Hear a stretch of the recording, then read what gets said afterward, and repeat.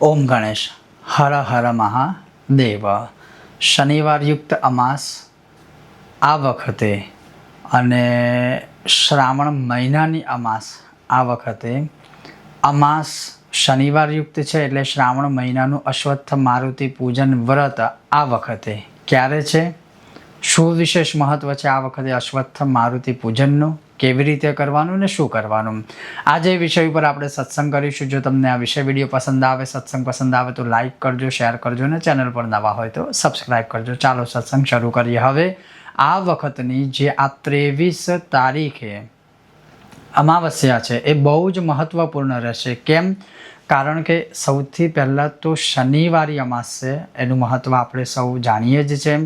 હવે શનિવાર શ્રાવણ મહિનાના જે 4 શનિવાર કે આ 5મો શનિવાર છે, 5 શનિવાર આ વખતે જે હતા એમાં દર વખતે હું એક વિડીયો બનાવું છું અને આપણા શાસ્ત્રોમાં એ વ્રત બતાવેલું છે અશ્વત્થ મારુતિ પૂજન, અને એમાંય અમાવસ્યા, શનિવાર, અશ્વત્થ પૂજન, મારુતિ પૂજન એટલે ઘણા બધા યોગ બની રહ્યા છે. અને આ છેલ્લો દિવસ છે શ્રાવણ મહિનાનો, તો અવશ્ય આખા મહિનામાં કોઈ પણ આ વ્રત ન કરી શક્યા હોય આ શનિવારે જરૂર કરજો.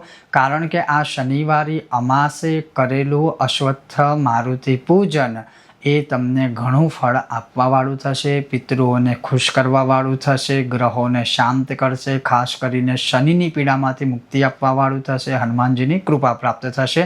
તો વધુ આપણે વિડીયોમાં વાત ન કરતાં સીધો સત્સંગ શરૂ કરીએ. હવે આ અમાસે કરવાનું શું રહેશે, તો એના પહેલાં હું એક સ્પષ્ટીકરણ કહીશ.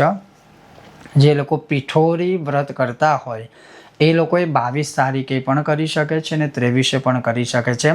અને મોટા ભાગે બધી જગ્યાએ 23 તારીખે જ અમાસ રહેશે, કારણ કે એ દિવસે આપણે આ શ્રાવણ મહિનોને બધું પૂર્ણ થવાનું છે. તો શનિવારે અથવા તો શુક્રવારે પણ કરી શકો દેશકાળ પ્રમાણે.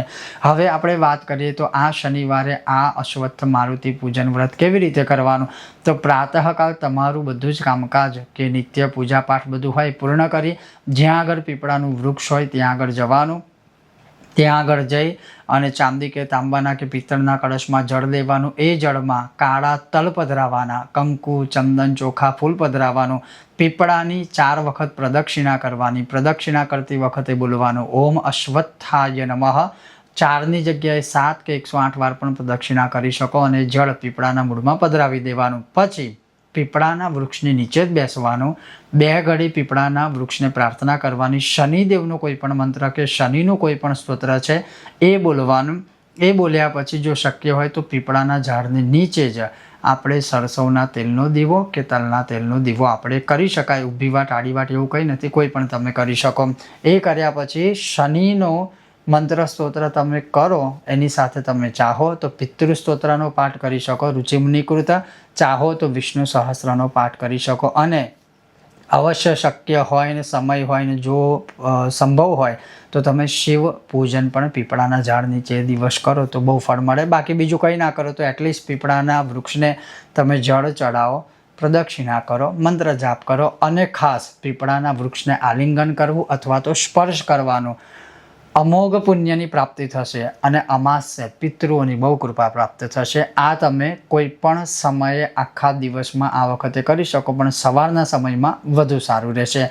હવે આ રીતે જ્યારે અશ્વત્થ પૂજન કે પ્રદક્ષિણા કે આ બધું થઈ જાય એના પછી હનુમાન દાદાનો આપણે તલના તેલ અને સિંદૂરને ભેગું કરી મિક્સ કરી અને હનુમાન દાદાનો અભિષેક કરવાનો અને હનુમાન દાદાની આગળ તલના તેલનો દીવો કરવાનો. ઊભી વાટ આડી વાટ કોઈ પણ ચાલશે.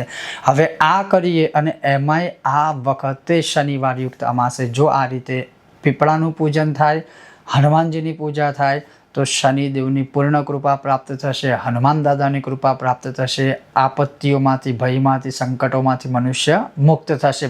અને જ્યારે હનુમાન દાદા ઉપર આપણે આ રીતે તલનો કે સિંદૂરનો અભિષેક કરીએ ત્યારે હનુમાનજીના 12 નામોનું અવશ્ય સ્મરણ કરવું જોઈએ, અથવા તો હનુમાન ચાલીસા અથવા તો બજરંગ બાણથી કે સુંદરકાંડથી તમે અભિષેક કરી શકો છો. તો આ વખતે આ જે શનિવાર યુક્ત આ અશ્વત્થ મારુતિ પૂજન આને કહેવામાં આવે છે, એને વ્રત કહીએ તો અશ્વત્થ મારુતિ પૂજન વ્રત કહેવાય છે. આમાં બીજું ઉપવાસ કશું જ નથી આવતું.